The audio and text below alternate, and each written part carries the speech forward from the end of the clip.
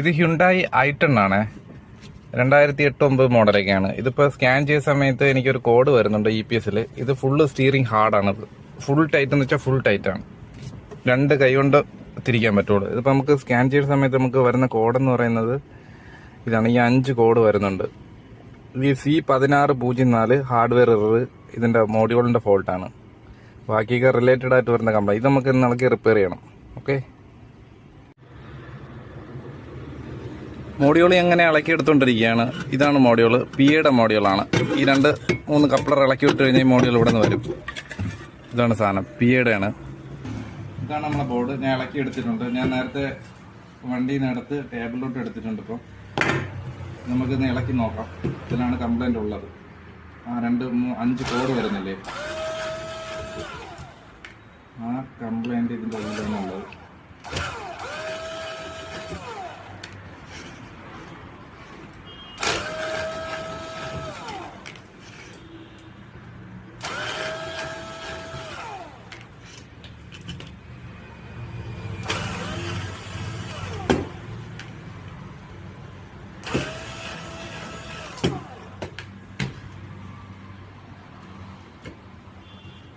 ഇതാണ് board.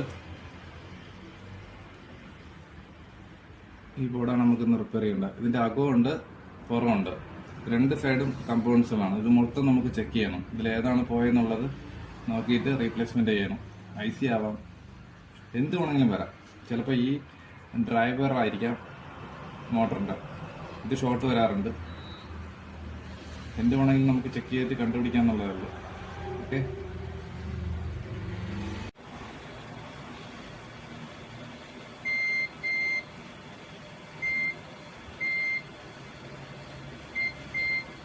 Full ഈ driver മോസ്ഫെറ്റുകൾ full short നോക്കണം.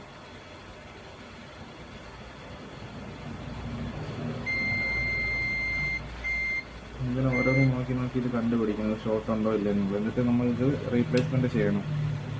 ഇതൊക്കെയാണ് 2 ഡ്രൈവർ ICകൾ. ഇത് മദർ IC. ഓക്കെ, എനിക്ക് കുറച്ച് നേരം ചെക്ക് ചെയ്യണം. വീഡിയോ ഒന്ന് പോസ് ചെയ്യുന്നുണ്ട്. മോഡ്യൂൾ ഇപ്പോൾ അവിടെ ഫിറ്റ് ചെയ്തിട്ടുണ്ട്, റിപ്പയർ ചെയ്തിട്ടുണ്ട്. റിപ്പയർ ചെയ്തതിനു ശേഷം ഞാൻ ഇവിടെ കണക്ട് ചെയ്തിട്ടുണ്ട്. സ്കാനർ ഇവിടെ കണക്റ്റഡ് ആണ്. വണ്ടി ഇപ്പോൾ സ്റ്റാർട്ടാണ്. നേരത്തെ ഇവിടെ ഒരു വാണി ലൈറ്റ് ഉണ്ടായിരുന്നു, അതിപ്പോൾ മാറിയിട്ടുണ്ട്. ഇപ്പോൾ സ്റ്റിയറിംഗ് ഇപ്പോൾ ഫ്രീ ആണ്.